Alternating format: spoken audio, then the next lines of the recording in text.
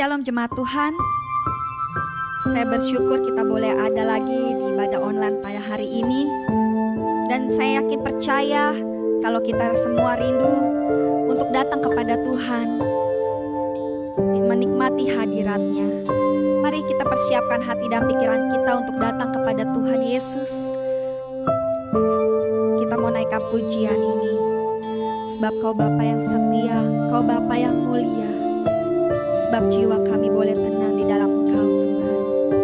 Terima kasih Tuhan. Haleluya Yesus. Mari sama-sama kita naikkan pujian ini.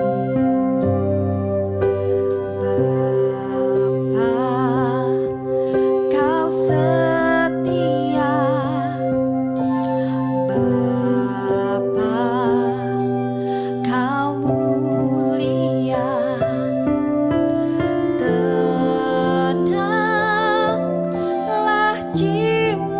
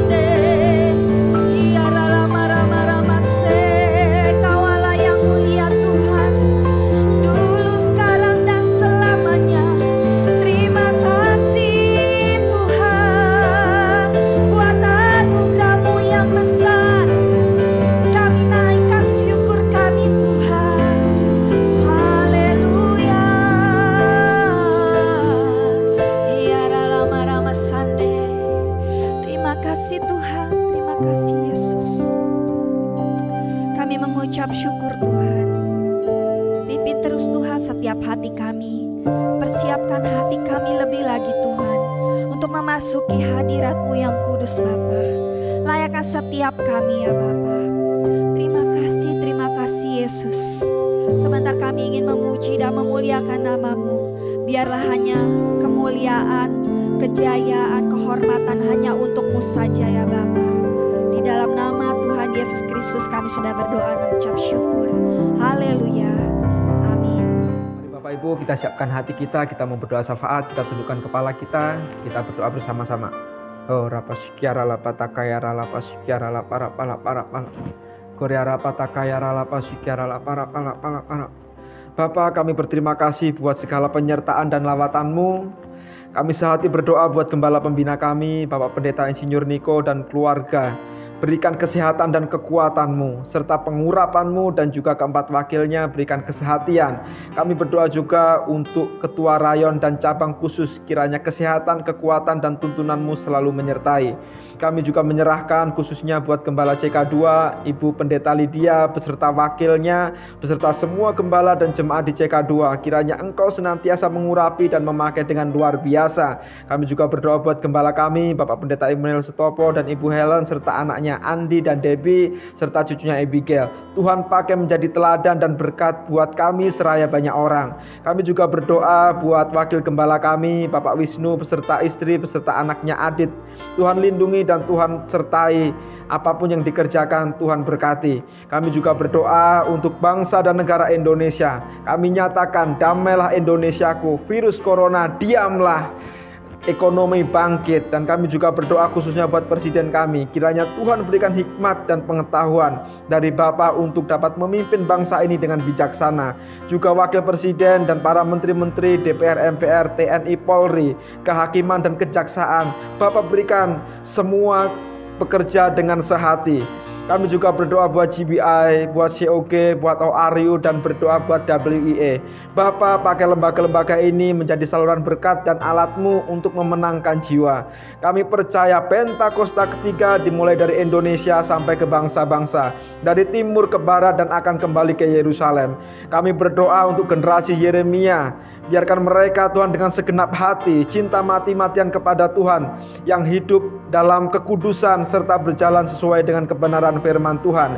Kami juga menyerahkan jemaat-Mu di GBI Home. Tuhan sembuhkan yang sakit, kuatkan yang lemah, hibur yang susah.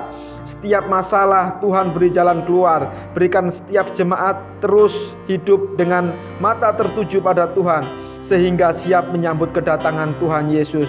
Maranatha, datanglah Tuhan.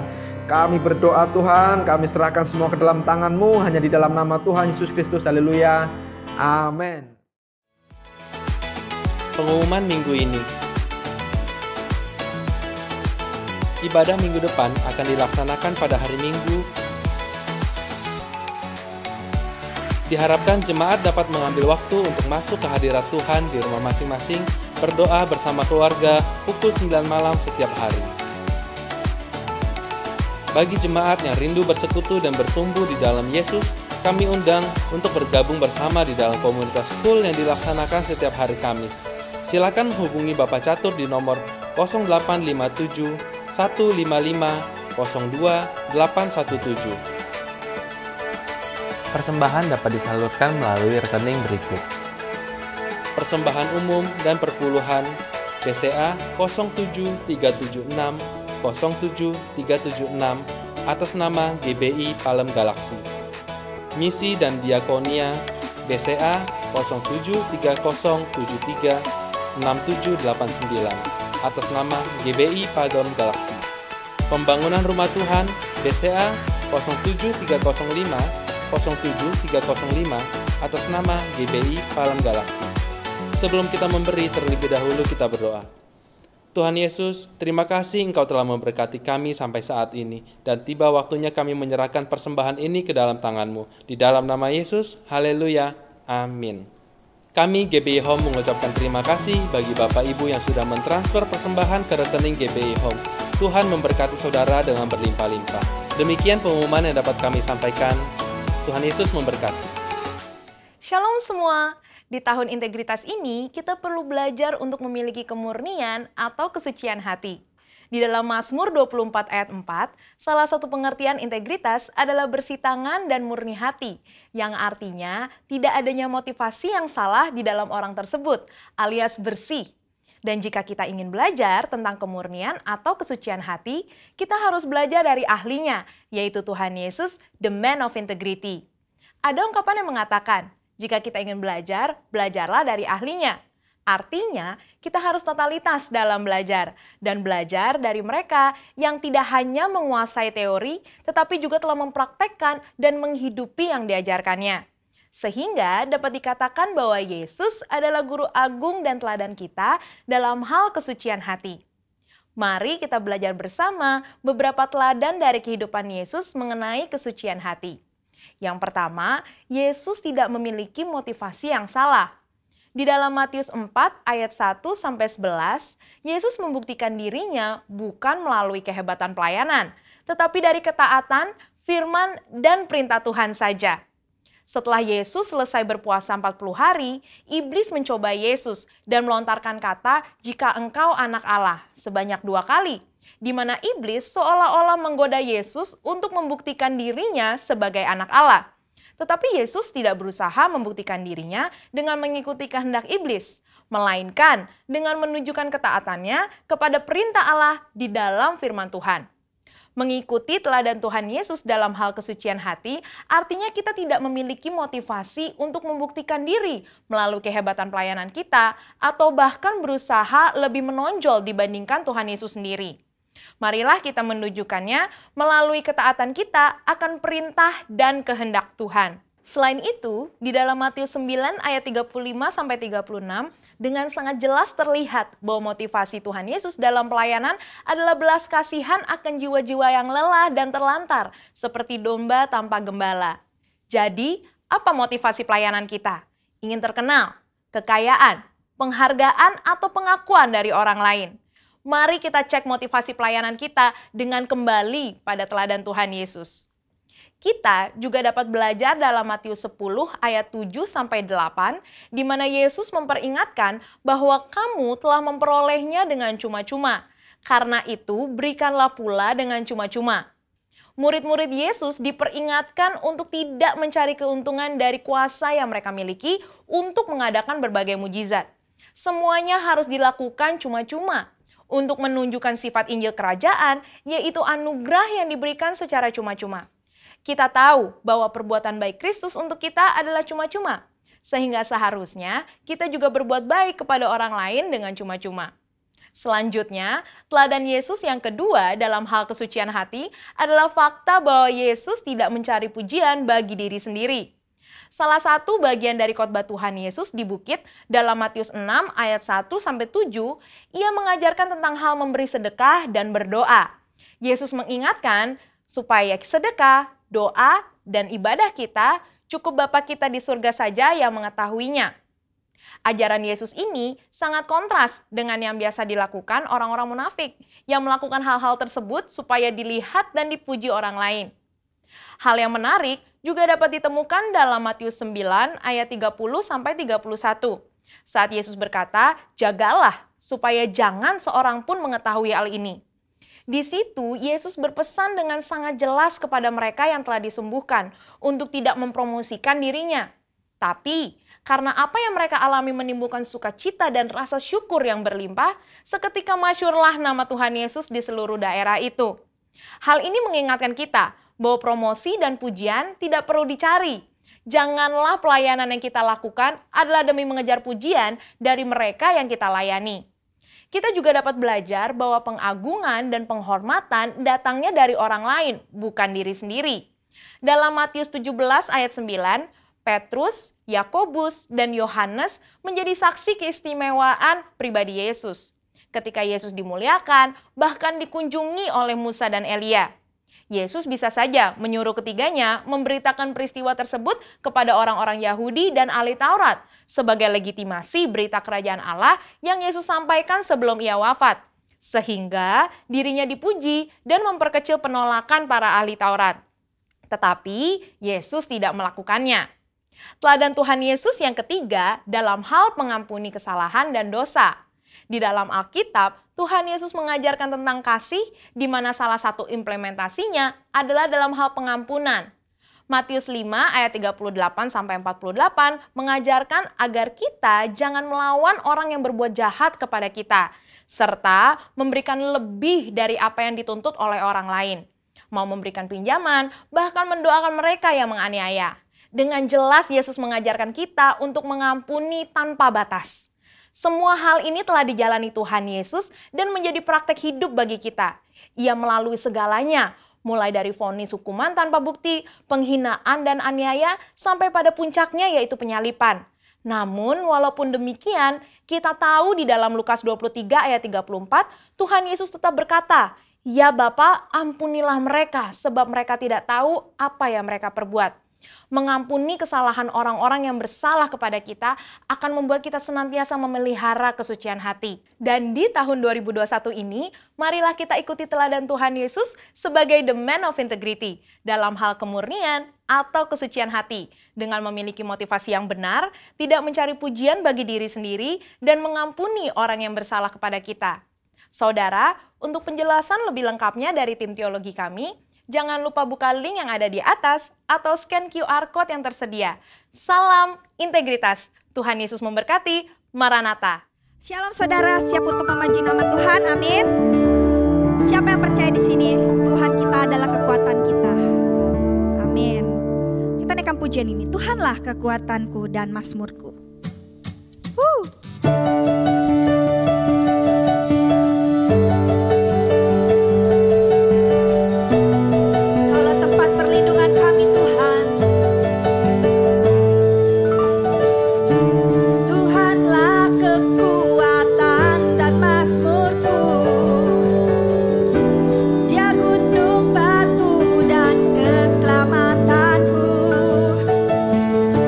Hanya pada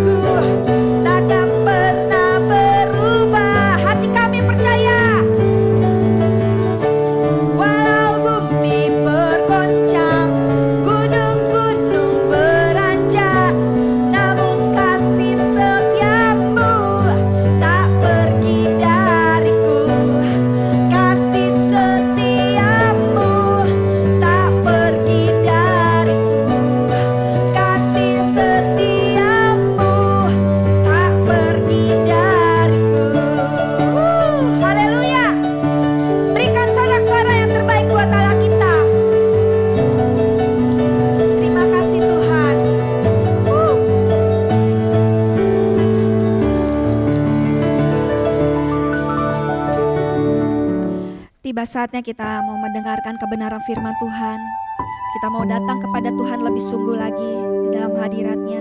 Kita mau berdoa bersama-sama. Mari kita persiapkan hati kita. Bapa yang baik, Tuhan terima kasih untuk pujian penyembahan yang Kau berikan kepada kami Tuhan. Kalau sebentar Tuhan kami akan menerima kebenaran firman-Mu. Kami mau mendengarkan Tuhan firman-Mu ya Bapa. Karena firman-Mu adalah pelita bagi kaki setiap kami Tuhan. Kaulah pedoman hidup kami ya Bapa. Biarkan kami terus bersandar kepadamu Tuhan. Kami perlu Engkau Tuhan. Terima kasih Tuhan Yesus Kristus. Haleluya Bapa. Mari naikkan pujian ini. Katakan, kemanakah kami mencari kasih sejati? Kemanakah kami berseru saat badai datang menderu? Yang kami tahu hanya Kau yang mampu pulihkan segala sesuatu. Kami perlukan keajaiban-Mu. Kami butuhkan sentuhan tangan-Mu. Kami tak dapat jalan sendiri. Kami perlukan Tuhan. Berikan sorak-sorak yang terbaik buat Allah kita. Mari naikkan pujian ini dengan sungguh-sungguh. Katakan, kemanakah kami mencari kasih sejati? Kemanakah kami berseru saat badai datang menderu? Yang kami tahu hanya Kau yang mampu pulihkan segala sesuatu.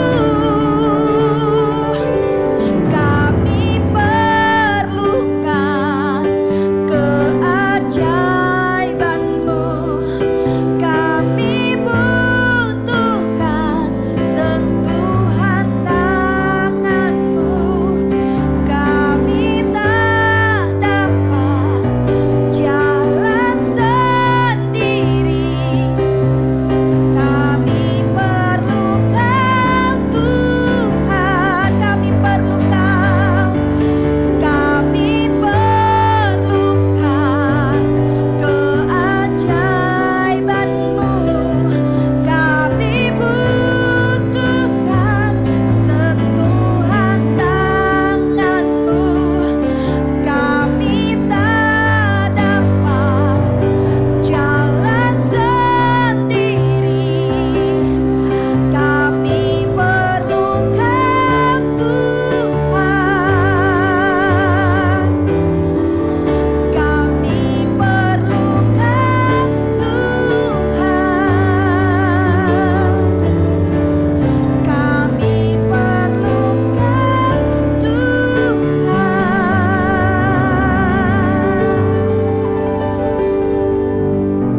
Haleluya. Shalom Bapak Ibu Saudara. Puji Tuhan, hari ini kita bisa berjumpa kembali di ibadah raya hari Minggu. Terima kasih untuk Bapak Gembala beserta seluruh pengerja di GBI Palem Galaksi yang sudah memberikan saya kesempatan untuk membagikan firman Tuhan, sharing firman Tuhan pada siang hari ini. Bapak Ibu Saudara, mari sebelum kita melanjutkan membahas firman Tuhan, mari saya sekali lagi kita berdoa. Haleluya, haleluya, haleluya. Bapa, terima kasih karena kehendak-Mu lah semuanya jadi dalam hidup kami.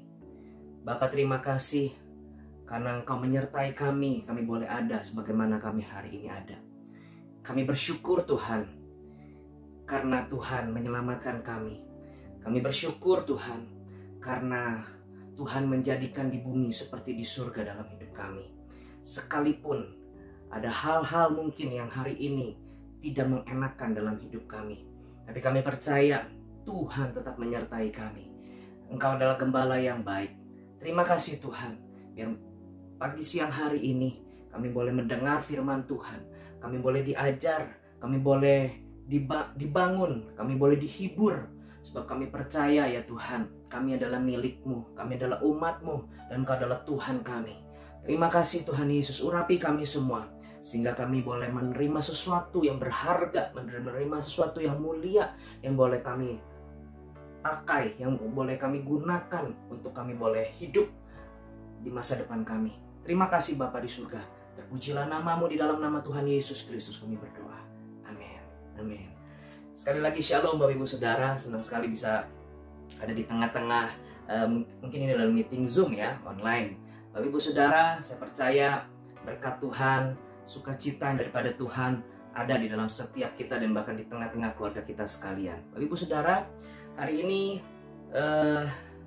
izinkan saya menyampaikan beberapa firman Tuhan. Khususnya Bapak Ibu Saudara, kita tahu hari-hari ini kita sedang di dalam fase adaptasi dari satu kehidupan yang baru ya Bapak Ibu Saudara. Dari tahun kemarin kita sudah dihadapkan oleh suatu pandemi yang sebetulnya belum pernah ada orang di masa sekarang ini yang hidup itu punya pengalaman bagaimana untuk mengatasi pandemi ini.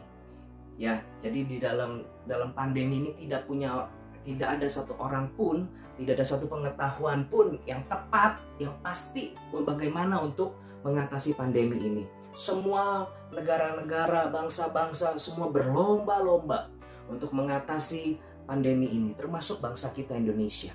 Makanya itu Bapak Ibu Saudara terus berdoa untuk pemimpin-pemimpin kita, pemimpin-pemimpin khusus bangsa ini, supaya apa yang mereka putuskan dalam setiap kebijakan-kebijakan mereka itu merupakan ada hikmat daripada Tuhan, ya, ada pengertian daripada Tuhan, sehingga mereka betul-betul mengambil keputusan yang benar. Kita semua pasti berdoa Bapak Ibu Saudara, amin. Ya, Bapak Ibu Saudara pasti berdoa, khususnya sekali lagi di tengah-tengah pandemi ini semua orang berdoa, ya, baik itu yang Kristen, yang percaya Tuhan maupun tidak percaya Tuhan, semua pasti mereka berdoa kepada Tuhan, ya. Tapi Bapak Ibu Saudara, ada juga orang-orang akhir-akhir ini sudah terlihat hopeless, terlihat mereka sudah tidak lagi ingin berdoa Bapak Ibu Saudara, ya. Mereka sepertinya sudah nggak ada pertolongan, mereka sudah hilang pengharapan mereka. Nah, Bapak Ibu Saudara, pagi hari ini, siang hari ini, mari saya mengajak Bapak Ibu Saudara kita belajar satu perenungan firman Tuhan, ya, mengapa Tuhan itu mau mendengarkan kita. Mengapa Tuhan tetap akan mendengarkan doa kita Bapak Ibu Saudara, ya. Kenapa Tuhan kok mau dengar doa saya, doa Bapak Ibu Saudara. Ingat ya, bukan hanya hamba-hamba Tuhan saja yang didengar doanya, tapi orang-orang yang percaya, orang-orang yang punya iman sama Tuhan, itu juga Tuhan dengar Bapak Ibu Saudara. Tapi kita akan melihat lebih jauh. Siapa sih orang-orang yang doanya itu didengar sama Tuhan? Ya, orang-orang karena apa? Mereka tuh didengar doa-doanya. Amin. Mau Bapak Ibu Saudara? Yuk kita baca di Mazmur 86 Bapak Ibu Saudara.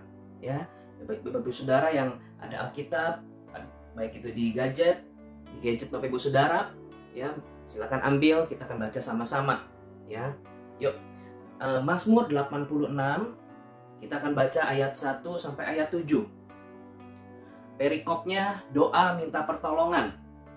Mazmur 86 ayat 1 sampai 7. Mari kita baca sama-sama dengan suara yang bisa kita dengar juga di telinga kita. Oke? Baik, 1, 2, 3. Perikopnya doa minta pertolongan. Ayat 1, doa Daud. Sedengkanlah telingamu ya Tuhan. jawablah aku, sebab sengsara dan miskin aku. Peliharalah nyawaku, sebab aku orang yang kau kasihi. Selamatkanlah hamba-Mu yang percaya kepadamu. Engkau adalah Allahku, kasihanilah aku ya Tuhan. Sebab kepadamu-lah aku berseru sepanjang hari. Buatlah jiwa hamba-Mu bersuka cita, sebab kepadamu-lah ya Tuhan ku angkat jiwaku. Sebab Engkau ya Tuhan baik dan suka mengampuni, dan berlimpah kasih setia bagi semua orang yang berseru kepadamu.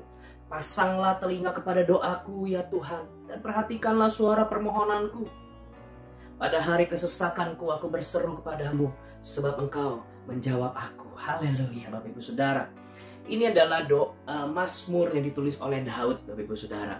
Ya, tidak ada penjelasan yang lebih tentang kapan posisi Mazmur ini ditulis oleh Daud. Apakah posisinya lagi ada di waktu dia dalam pelarian Saul, ya, ancaman dari Saul?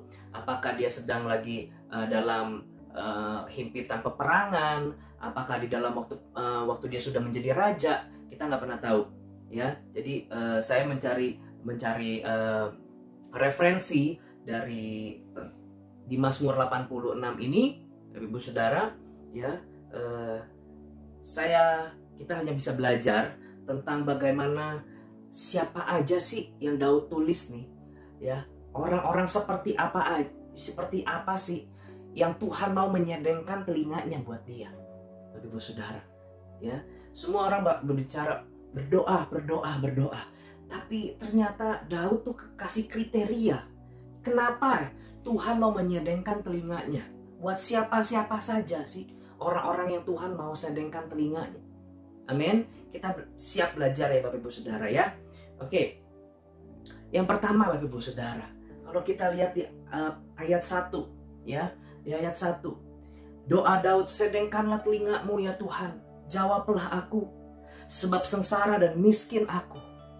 Di ayat 1 ini ayat 1 berbunyi seperti itu. Bapak Ibu Saudara, saya menangkap begini. Di ayat 1 ini Tuhan bilang begini. Kenapa Tuhan menyedengkan telinganya bagi doa-doa kita? 1, karena memang Tuhan yang memanggil kita, Bapak Ibu Saudara. Kenapa? Begini, Bapak Ibu Saudara, di Matius 11 ayat 28, Tuhan bilang begini, marilah kepadaku semua yang letih lesu dan berbeban berat, aku akan memberi kelegaan kepadamu. Ini Tuhan sedang mengajak, marilah kepadaku yang letih lesu berbeban berat. Ya Bapak Ibu Saudara, nah di ayat 1, ya, Daud bilang begini, sebab sengsara dan miskin aku. Bapak Ibu Saudara tahu nggak? Ini Daud tidak sedang bersungut-sungut di hadapan Tuhan karena dia miskin dan sengsara, enggak. Bapak Ibu Saudara, Daud ini sedang berkeluh kesah sama Tuhan. Daud sedang curhat sama Tuhan. Ya, ini persis sekali seperti di Matius 11 ayat 28 waktu Tuhan bilang, mari datang kepadaku yang letih lesu berbeban berat, aku akan memberikan kelegaan. Poin ini Daud menceritakan bahwa dia sedang curhat sama Tuhan. Bapak Ibu Saudara, kita harus bedakan, ya, berkeluh kesah dan bersungut-sungut. Yang Tuhan tidak suka adalah orang yang bersungut-sungut, Bapak Ibu Saudara. Contohnya seperti apa? Seperti waktu di Keluaran 16 ayat 2-3, ya. Itu Tuhan gak suka. Kenapa? Waktu bangsa Israel, mungkin mereka sudah bosen makan mana yang daripada Tuhan.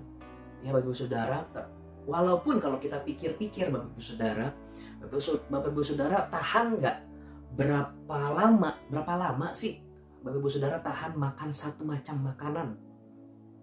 Ayo, ya, taruhlah apa yang Bapak Ibu Saudara mungkin paling suka, nasi campur misalnya, pizza, ya. Tapi kalau misalnya makanan itu terus pagi, siang, malam, ya, dalam seminggu itu terus, bahkan dalam sebulan, pokoknya setiap hari, pokoknya Bapak Ibu Saudara lapar, makannya ketemunya itu, ya, taruhlah pizza,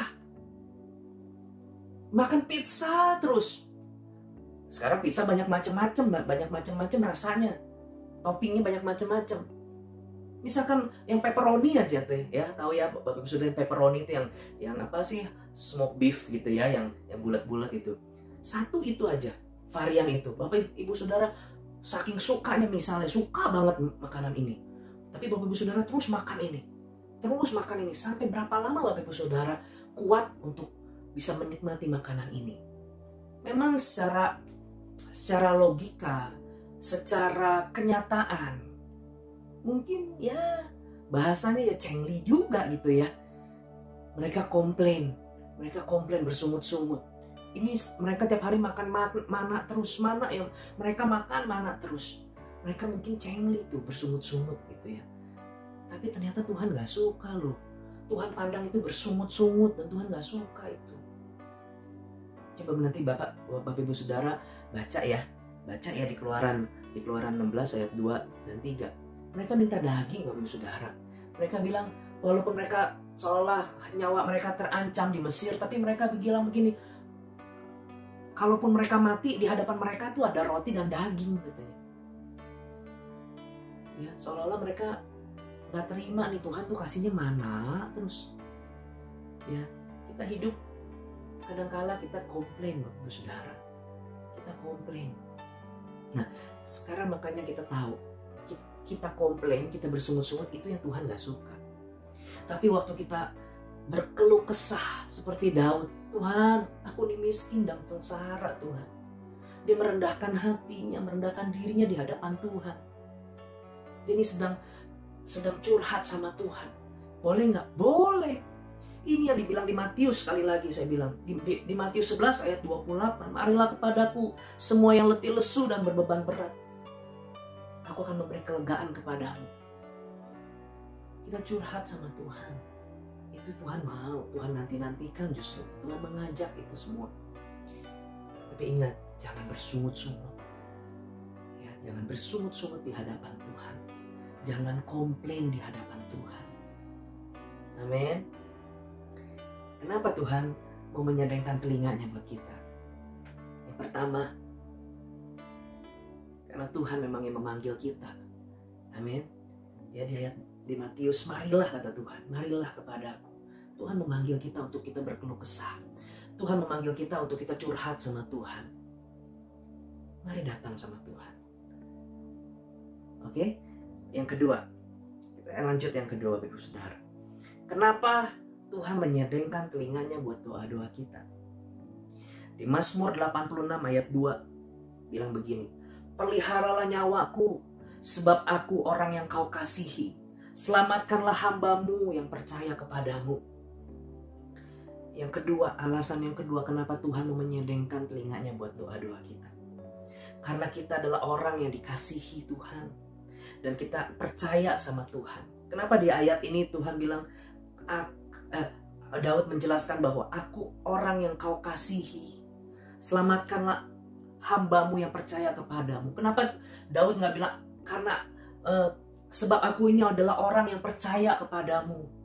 Selamatkanlah hambamu yang kau kasihi ini. Bapak Ibu Saudara, saya merenungkan kenapa ya Daud bilang, karena aku ini orang yang kau kasihi Tuhan. Selamatin deh hambamu yang percaya kepadamu ini. Kenapa tuh?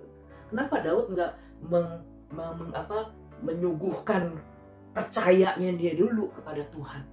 Kenapa dia justru dia menjelaskan Tuhan, karena aku ini orang yang dikasihi Tuhan. Tuhan, karena Tuhan mengasihi aku.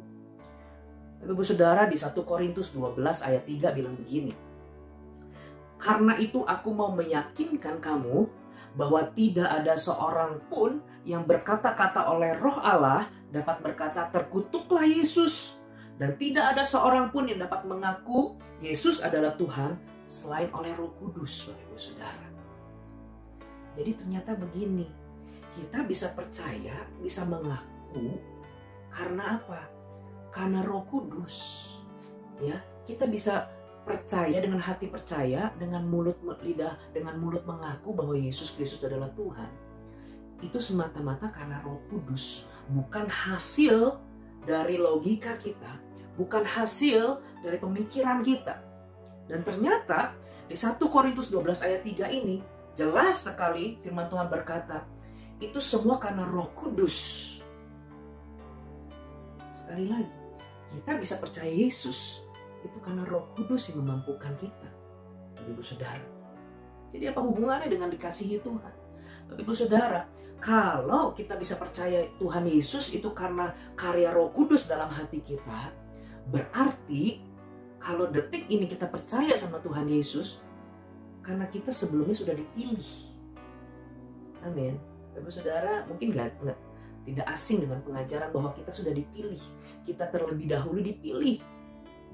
Bahkan sebelum kita dilahirkan waktu kita di dalam kandungan ibu kita, Tuhan sudah memilih kita, Ibu saudara. Amin. Ya jadi mungkin, tapi waktu saya dilahirkan, saya bukan orang Kristen, saya nggak percaya Yesus. Betul, Bapak Ibu Saudara.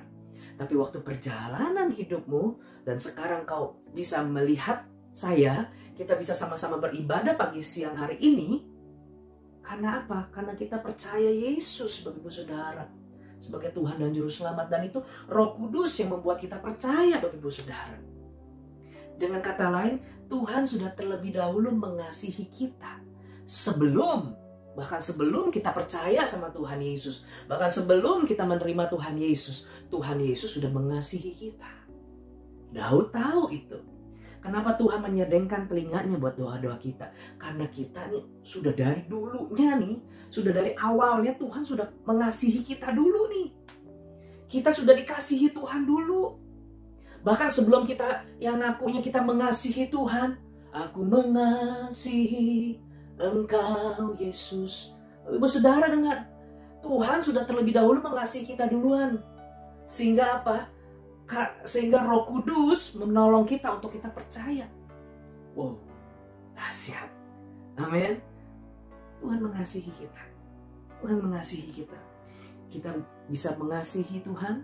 Kita bisa percaya sama Tuhan karena Tuhan terlebih dahulu mengasihi kita. Mari katakan Bapak Ibu Saudara sama orang-orang mungkin yang ada di samping kanan kirimu, atau kalau engkau mungkin sendirian bilang begini, aku dikasihi Tuhan. Haleluya. Betul saudara, engkau dikasihi Tuhan. Makanya doamu didengar sama Tuhan. Makanya Tuhan menyediakan telinganya bagi doa-doamu. Amin. Sukacita Bapak Ibu Saudara. Haleluya. Kita lanjutkan Bapak Ibu Saudara. Alasan yang ketiga. Kita baca di Mazmur 86 ayat 3. Ya, kita akan terus di pasal ini Bapak Ibu Saudara. Mazmur 86 ayat 3. Engkau adalah Allahku, kasihanilah aku ya Tuhan, sebab kepadamulah aku berseru sepanjang hari. Nah Bapak Ibu Saudara, alasan yang ketiga kenapa Tuhan menyedengkan telinganya buat doa-doa kita. Karena kita hanya berharap dan mengandalkan hanya pada Tuhan saja. Karena kita berharap dan kita hanya mengandalkan Tuhan saja. Ini dicontohkan, ini yang diterangkan Daud. Daud bilang bahwa aku berseru kepadamu sepanjang hari. Sepanjang hari dia berseru sama Tuhan. Artinya begini, nggak ada fokus lagi kepada yang lain. Tidak ada fokus pertolongan lain lagi selain daripada Tuhan. Sepanjang hari, all day, dia hanya berseru kepada Tuhan. Dia hanya berharap sama Tuhan, Bapak Ibu Saudara. Ya, ini orang-orang yang Tuhan mau menyedengkan telinganya. Ini adalah orang-orang yang hanya berharap dan hanya ingin mengandalkan Tuhan. Mazmur 121 ayat 2 bilang apa Bapak Ibu Saudara? Pertolonganku ialah dari Tuhan yang menjadikan langit dan bumi. Haleluya. Pertolonganku adalah dari Tuhan. Tuhan yang mana? Tuhan yang menjadikan langit dan bumi di dalam nama Yesus Kristus itu Bapak Ibu Saudara. Amin. Jadi pertanyaannya begini. Jadi apakah kita nggak boleh minta pertolongan orang? Kita nggak boleh minta pertolongan sekitar kita. Mungkin keluarga kita atau bos kita atau mungkin teman kita. Berarti kita nggak boleh minta pertolongan dong. Bahkan misalnya mobil kita atau motor kita yang kita kendarai kempes bannya gitu ya, dan ada 1 dan 2 hal yang membuat kita nggak bisa mungkin dorong atau kita nggak bisa ganti ban sendiri. Kita minta bantuan sama orang. Kalau di ayat ini nggak boleh minta pertolongan dari orang. Seolah-olah seperti itu ya Bapak Ibu Saudara ya. Bapak Ibu Saudara, maksudnya bukan itu Bapak Ibu Saudara ya. Apakah kita boleh minta pertolongan dari orang lain? Saya jawab boleh. Boleh loh. Bagaimana dengan Yeremia berkata bahwa terkutuklah orang yang mengandalkan kekuatannya sendiri. Diberkatilah orang yang berharap sama Tuhan, mengandalkan Tuhan. Bapak Saudara, kita lihat di Efesus di Efesus 3 ayat 20 bilang begini. Bagi dialah yang dapat melakukan jauh lebih banyak daripada yang kita doakan atau pikirkan, seperti yang ternyata dari kuasa yang bekerja di dalam kita, Bapak Ibu Saudara. Sekali lagi, bagi dialah yang dapat melakukan jauh lebih banyak daripada yang kita doakan atau pikirkan, seperti yang ternyata dari kuasa yang bekerja di dalam kita. Bapak Ibu Saudara, kenapa ini juga saya juga sempat renungin. Kenapa Tuhan bilang doakan atau pikirkan? Kenapa nggak dipikirkan dulu baru doakan? Bapak Ibu Saudara, untuk menjawab pertanyaan tadi, boleh nggak kita minta bantuan sama orang? Menurut saya boleh. Berdasarkan ayat ini, waktu kita mau minta bantuan sama orang, ya mungkin tadi kita mau minta bantuan, itu mungkin hal yang kecil, hal yang sepele Bapak Ibu Saudara, karena memang kita nggak bisa ya, sah-sah aja kita minta bantuan sama orang Bapak Ibu Saudara. Ya, tapi kalau misalkan ada suatu masalah yang besar, seolah-olah ya kita dilema nih. Aduh, kalau gue minta bantuan sama orang, jangan-jangan gue dikutuk lagi. Atau kita melakukan sendiri kekuatan gue, ya, gue dikutuk lagi nih. Bukan mendatangkan berkat, malah kutuk lagi nih datang sama saya nih. Bagaimana dong? Efesus 3 itu menjawab pertanyaan Bapak Ibu Saudara dan saya. Apapun yang akan kita lakukan, doakan dulu Bapak Ibu Saudara, baru pikirkan. Amin. Doakan dulu baru pikirkan. Waktu kita berdoa, jangan-jangan nanti bisa aja Tuhan memberikan dorongan kita untuk kita ngomong, kita bicara sama mungkin atasan kita, bos kita tentang masalah kita, atau Tuhan menggerakkan kita bicara sama pemimpin rohani kita, pemimpin gembala-gembala kita, ya, hamba-hamba Tuhan mungkin, atau mungkin orang-orang yang Tuhan taruh di dalam hati kita untuk kita bicara. Saya percaya kalau memang dari Tuhan Bapak Ibu Saudara, orang yang Tuhan taruh dalam hati kita, dia juga mendapatkan yang sama. Kemurahan Tuhan berikan buat orang di dalam hati orang ini untuk apa? Untuk memberikan pertolongan buat kita. Dan kita harus tahu bahwa pertolongan itu bukan orang itu yang menolong kita, tapi orang itu Tuhan pakai untuk menolong kita. Sebab itu klop ya dengan ayat bahwa pertolonganku datangnya dari Tuhan. Bapak Ibu Saudara, kenapa saya bisa berbicara seperti ini? Tanpa Tuhan, tanpa Roh Kudus yang menggerakkan Bapak Ibu Saudara, sebetulnya orang-orang manusia itu semua sifatnya egois Bapak Ibu Saudara. Maaf kalau saya harus ngomong bicara seperti ini. Oh enggak Pak, saya memang dari kecil saya memang hati saya tuh gampang berbelas kasihan. Bapak Ibu Saudara punya hati berbelas kasihan. Itu karena Roh Kudus membentuk Bapak Ibu Saudara. Amin. Ya, semuanya apa? Bapak Ibu Saudara, firman Tuhan bilang begini, segala yang baik itu datangnya dari atas. Jadi segala yang baik, kalau kita bisa berbuat baik, percayalah itu karena dari atas. Yaitu siapa? Roh Kudus. Dari Tuhan yang menggerakkan hati kita untuk kita bisa berbuat baik, Bapak Ibu Saudara. Amin. Ya, Bapak Ibu Saudara. Jadi alasan yang ketiga, karena kita berharap dan hanya mengandalkan Tuhan saja dalam setiap pergumulan kita, dalam setiap doa-doa yang kita serukan sama Tuhan sepanjang hari. Amin, Bapak Ibu Saudara, mau seperti Daud, kalau ada pergumulan apa-apa, berseru sama Tuhan sepanjang hari. Ya, minta sama Tuhan hikmat dan pengertian yang benar. Tuhan, aku harus seperti apa Tuhan? Kalau Tuhan gak menaruh sesuatu dalam hati kita, maka atau mungkin dalam hikmat kita, jangan lakukan itu. Betul-betul tunggu sampai kamu betul-betul punya damai sejahtera yang melampaui akal, sampai udah, ini gue yakin lakukan.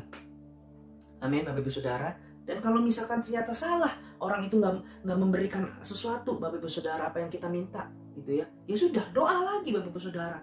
Ya, tapi ingat, jangan terus-terusan. Ya, jangan, oh kemarin gue dibantu tuh sama dia tuh. Udah, kalau misalnya ada punya masalah Pak, seperti ini lagi, udahlah gue ke dia aja. Enggak, Bapak Ibu Saudara. Bahkan hari-hari ini Tuhan tuh betul-betul mengajar tentang ini. Ya, yang mungkin dulu saya pernah ditolong sama manusia nggak? Oh iya dong. Saya menganggap setiap pertolongan manusia itu pertolongan Tuhan seperti yang tadi saya bilang. Tapi Bapak Ibu Saudara, seringkali waktu saya mendapatkan pertolongan pertama, saya pernah dapat pertolongan dari si A. Tapi di kasus yang sama, tapi kasus yang selanjutnya gitu loh ya. Jadi di hal yang sama, tapi ternyata si A ini tidak menolong saya. Tuhan siapkan orang lain yang menolong saya, Bapak Ibu Saudara. Itu cara kerja Tuhan seperti itu. Jadi apa? Jadi kita tidak bisa mengandalkan manusia. Kita betul-betul sekali lagi, pertolonganku datangnya dari Tuhan. Tuhan yang mana? Tuhan yang menjadikan langit dan bumi. Amin. Sampai sini mengerti Bapak Ibu Saudara?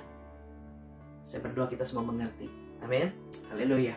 Yang keempat Bapak Ibu Saudara, mengapa Tuhan menyedengkan telinganya buat doa-doa kita? Yang keempat, Mazmur 86 ayat 4. Buatlah jiwa hambamu bersuka cita, sebab kepadamu lah ya Tuhan kuangkat jiwaku. Sekali lagi, buatlah jiwa hambamu bersuka cita, sebab kepadamu lah ya Tuhan kuangkat jiwaku. Hal yang keempat, ya. Hal yang keempat, kenapa Tuhan menyedengkan telinganya buat doa-doa kita? Karena Daud mengajarkan dia bersyukur. Dia bersuka cita, dia mau bersuka cita. Amin Bapak Ibu Saudara. Dan saya perhatikan Bapak Ibu Saudara, kalau orang bisa bersuka cita, dasarnya awalnya dia harus bersyukur dulu. Betul nggak? Nggak mungkin orang bisa bersuka cita kalau dia nggak bersyukur. Nah Bapak Ibu Saudara, di 1 Tesalonika 5 ayat 16-18 bilang begini. Bersukacitalah senantiasa, tetaplah berdoa, mengucap syukurlah dalam segala hal, sebab itulah yang dikehendaki Allah di dalam Kristus Yesus bagi kamu. Bapak Ibu Saudara, ternyata klop ya Bapak Ibu Saudara. Ini yang Tuhan mau, Tuhan kehendaki. Seringkali kita mencari kehendak Tuhan, kita bingung. Kehendak Tuhan dalam hidupku apa ya? Ternyata simple di 1 Tesalonika ini bicara apa? Bersukacita, bersyukur senantiasa, berdoa. Itu yang dikehendaki Tuhan Bapak Ibu Saudara. Ya, waktu kita bersyukur, itu kita sedang melakukan kehendak Tuhan. Nah bersyukur ini bukan dibilang dalam segala hal Bapak Ibu Saudara.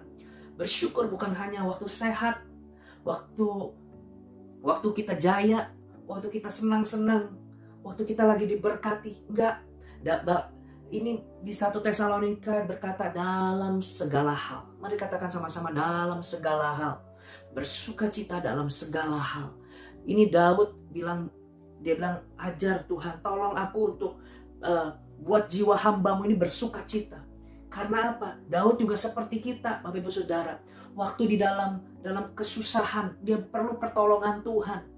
Dalam pergumulan, secara manusia sulit sekali untuk bersuka cita, Bapak Ibu Saudara. Makanya Daud bilang, buatlah jiwa hambamu ini bersuka cita. Nah, langkah untuk kita dapat bersuka cita, kita harus bersyukur dulu Bapak Ibu Saudara. Sebab itu yang dikehendaki Tuhan. Amin. Bersyukur kenapa? Kok dalam keadaan yang tidak baik, kenapa gue harus bersyukur? Ya saya nggak tahu Bapak Ibu Saudara. Nanti kalau udah ketemu sama Tuhan, tanya Tuhan, kenapa sih Tuhan itu senangnya kita bersyukur? Jawabannya cuma itu Bapak Ibu Saudara. Karena Tuhan mau kita bersyukur. Karena Tuhan menghendaki umatnya bersyukur. Gak ada jawaban apa-apa lagi Bapak Ibu Saudara. Ya, karena ini yang Tuhan katakan, mengucap syukur dalam segala hal. Sebab itulah yang dikehendaki Allah. di dalam Kristus Yesus bagi kamu. Tuhan juga di sini juga Paulus tidak menjelaskan kenapa kamu harus bersyukur. Oh, karena kamu mungkin sudah diselamatkan, karena begini, karena begitu, karena begini. Enggak. Paulus bilang karena itu menjadi kehendak Tuhan, karena itu yang dikehendaki Allah, itu yang membuat Tuhan senang waktu kita bersyukur, Bapak Ibu Saudara, dalam segala hal. Amin. Waktu kita bersyukur, kita akan bisa bersukacita. Jadi Bapak Ibu Saudara, kita sudah belajar berapa hal? Sudah belajar 4 hal. Yang pertama, kenapa Tuhan menyedengkan? Kenapa Tuhan menyedengkan telinganya buat doa-doa kita? Karena yang pertama, karena Tuhan yang memanggil kita. Amin. Mari datang kepada aku yang letih lesu berbeban berat. Mari curhat sama Tuhan. Ya, berkeluh kesah nggak apa-apa, tapi jangan bersungut-sungut. Ya, yang pertama karena Tuhan yang memanggil kita. Kedua, karena kita orang-orang yang dikasihi dan percaya sama Tuhan. Ingat, kita nih sebelum kita melakukan hal yang baik, sebelum kita percaya sama Tuhan, Tuhan sudah terlebih dahulu mengasihi kita. Apalagi setelah itu kita percaya sama Tuhan oleh karena Roh Kudus. Karena kita dikasihi, Tuhan menyedengkan telinganya buat kita. Amin. Yang ketiga, kenapa Tuhan menyedengkan telinganya buat kita? Karena kita mau dan menaruh harap dan hanya mengandalkan Tuhan saja. Gak ada yang lain. Gak ada yang lain. Jangan mengandalkan yang lain. Semuanya akan mengecewakan Bapak Ibu Saudara. Semuanya akan ada batasnya Bapak Ibu Saudara. Ya, saya melihat bahwa orang menolong seseorang itu ada batasnya. Tapi kalau orang minta tolong sama orang, itu seolah-olah gak ada batasnya Bapak Ibu Saudara. Ya, pernah nggak kita pernah dengar? Kan gue udah pernah nolong dia. Saya udah pernah nolong dia loh, 2-3 kali saya udah pernah nolong dia loh. Nah, tapi orang yang ditolong apa? Dia akan terus minta tolong. Ya, ini tuh orang-orang yang hanya mengandalkan orang gitu ya, hanya mengandalkan orang lain dalam hidupnya. Dia akan terus mengandalkan orang itu, Bapak Saudara. Bagi dia nggak cukup tuh kemarin bantuan 2-3 kali, 4 kali, 5 kali itu nggak cukup, Bapak Saudara. Sewaktu-waktu dia tidak dibantu lagi, dia akan kecewa, Bapak Ibu Saudara. Jadi Bapak Ibu Saudara, mari kita hanya mengandalkan Tuhan, menaruh harapnya sama Tuhan saja. Amin. Yang keempat, kenapa Tuhan menyedengkan telinganya buat kita? Karena kita mau bersyukur. Setelah itu kita dapat bersuka cita, karena itu yang Tuhan kehendaki buat kita. Amin. Daud mengajarkan kita bahwa ayo bersuka cita, ayo bersyukur dalam segala hal. Amin. Makanya Daud tahu prinsip ini. Dia tahu bahwa kalau waktu dia bersuka cita, waktu dia bersyukur, Tuhan akan menyedengkan telinganya buat dia. Amin. Yang kelima, Bapak Saudara. Yang kelima nih, yang terakhir, Bapak Saudara. Alasan kenapa Tuhan menyedengkan telinganya buat kita. Kan di Mazmur 86 ayat 5. Mazmur 86 ayat 5. Sebab Engkau ya Tuhan, baik dan suka mengampuni dan berlimpah kasih setia bagi semua orang yang berseru kepadamu. Haleluya. Alasan yang kelima kenapa Tuhan menyedengkan telinganya buat kita, Bapak Saudara. Karena Tuhan baik dan berlimpah kasih setianya. Amin. Itu adalah sifat Tuhan. Karena itu sifat Tuhan. Tuhan tidak menjadi baik. Tuhan tidak dibuat baik. Tuhan tidak bisa dipancing untuk menjadi baik. Enggak bisa. Karena apa? Karena memang hakikatnya Tuhan itu baik. Karena hakikatnya Tuhan itu baik, Bapak Saudara. Yeremia 29 ayat 11 bilang begini. Sebab aku ini mengetahui rancangan-rancangan apa yang ada padaku mengenai kamu. Demikianlah firman Tuhan, yaitu rancangan damai sejahtera dan bukan rancangan kecelakaan, untuk memberikan kepadamu hari depan yang penuh harapan. Ada sesuatu yang jelek gak? Ada sesuatu yang jahat gak dari Tuhan? Gak ada. Rancangan Tuhan itu rancangan damai sejahtera dan bukan kecelakaan. Jadi sifat Tuhan, hakikat Tuhan, keberadaan pribadi Tuhan, itu memang Tuhan baik. Waktu kita bilang, sebab Tuhan baik, bahwasannya untuk selamanya, kasih setianya, itu bukan karena kita diberkati Tuhan, bukan karena kita doa Tuhan kasih apa yang kita doakan, sesuai dengan apa yang kita doakan gitu loh. Bukan. Tuhan kasih nggak kasih, Tuhan jawab nggak jawab, ya Tuhan tetap baik. Hakikat Tuhan itu baik. Memang Tuhan itu baik. Ya mau gimana? Emas itu murni, emas itu ya seperti itu, emas itu kuning berkilau mulia, ya memang itu emas. Emas itu ya seperti itu. Ya, mau emas itu seolah-olah kelihatannya gelap, kusam, tapi dia tetap emas. Mungkin cara pandang kita yang salah. Salah tempat, salah waktu, salah situasi waktu kita melihat emas itu. Emas itu tetap logam yang mulia, tetap barang yang mulia. Tuhan itu tetap baik. Sekalipun Bapak Ibu Saudara, seolah-olah hidupmu sedang tidak baik, Tuhan tetap baik. Gak ada rancangan Tuhan bagi Bapak Ibu Saudara dan saya itu rancangan yang jahat. Gak ada Bapak Ibu Saudara. Ya. Kenapa Tuhan tetap baik? Yohanes 3 ayat 16. Karena begitu besar kasih Allah akan dunia ini sehingga ia telah mengaruniakan anak yang tunggal, supaya setiap orang yang percaya kepadanya tidak binasa, melainkan beroleh hidup yang kekal. Tuhan baik. Tuhan juga baik, dia melimpahkan kasih setianya. Ya, Tuhan juga mengampuni, suka mengampuni, kata Daud. Di 1 Yohanes 1 ayat 9, jika kita mengaku dosa kita, maka ia adalah setia dan adil, sehingga ia akan mengampuni segala dosa kita dan menyucikan kita dari segala kejahatan. Tuhan baik. Tuhan baik, Bapak Saudara. Alasan yang kelima, kenapa Tuhan menyedengkan telinganya buat kita? Karena Tuhan baik. Karena Tuhan mengampuni kita. Karena kasih setia Tuhan besar buat kita. Amin, Bapak Ibu Saudara. Amin. Haleluya. Penutup di Mazmur 86 ayat 7, Bapak Ibu Saudara. Bunyinya begini. Yuk kita baca sama-sama. Yuk, Mazmur 86 ayat 7. Pada hari kesesakanku aku berseru kepadamu, sebab engkau menjawab aku. Sekali lagi, pada hari kesesakanku aku berseru kepadamu, sebab engkau menjawab aku. Bapak Ibu Saudara, Tuhan pasti akan menjawab Bapak Ibu Saudara. Doa-doa Bapak Ibu Saudara. Kita tahu kenapa Tuhan mendengar doa kita. Ada 5 poin yang tadi sudah saya uraikan Bapak Ibu Saudara. Ya, dan Tuhan pasti akan menjawab doa kita waktu kita berseru. Tuhan menyedengkan telinganya, Tuhan mendengar doa-doa kita, Tuhan akan menjawab doa kita. Jawaban doa kita, Tuhan akan menjawab doa kita dengan ya. Tuhan akan memberikan apa yang diinginkan hati kita. Tapi juga Tuhan akan menjawab tidak. Karena mungkin itu bukan rancangan Tuhan buat kita. Dan yang ketiga, mungkin Tuhan akan menunda. Jawaban Tuhan akan tunda. Tapi percayalah bahwa Tuhan pasti akan menjawab kita. Amin, Bapak Ibu Saudara. Yang percaya katakan yes. Haleluya. Bapak Ibu Saudara, mari saya akan mengundang Bapak Ibu Saudara, kita akan berdoa. Kita sudah mendengar ada 5 hal kenapa Tuhan menyedengkan doa kita. Saya berdoa ini menjadi penghiburan, menjadi kekuatan buat kita. Selama kita hari-hari ini mungkin saya nggak tahu apa yang sedang dialami oleh Bapak Ibu Saudara.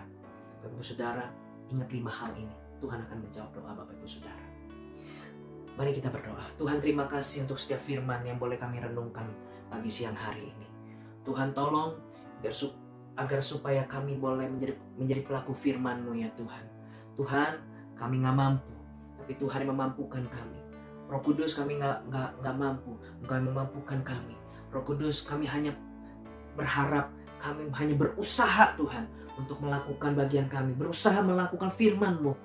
Tuhan yang menolong kami, Tuhan yang menyempurnakan semuanya. Terima kasih Tuhan, berkati hamba-hamba-Mu di gereja ini, berkati jemaat-Mu di gereja ini Tuhan, biar Tuhan menyatakan kemuliaan-Nya di dalam kehidupan setiap kami.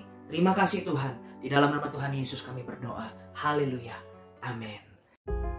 Mari bersama-sama perkatakan iman dalam Mazmur 91. Dalam lindungan Allah.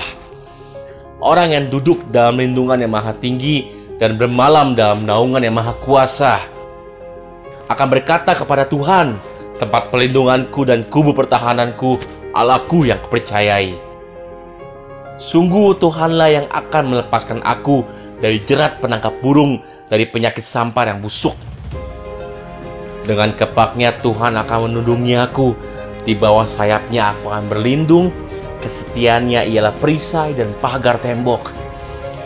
Aku tak usah takut terhadap kedahsyatan malam, terhadap panah yang terbang di waktu siang, terhadap penyakit sampar yang berjalan di dalam gelap, terhadap penyakit menular yang mengamuk di waktu petang.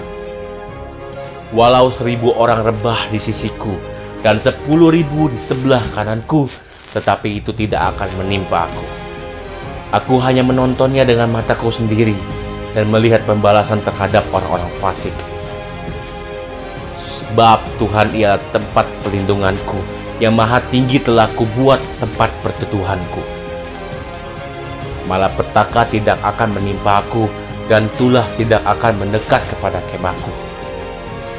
Sebab malaikat-malaikatnya akan diperintahkannya kepadaku untuk menjaga aku di segala jalanku.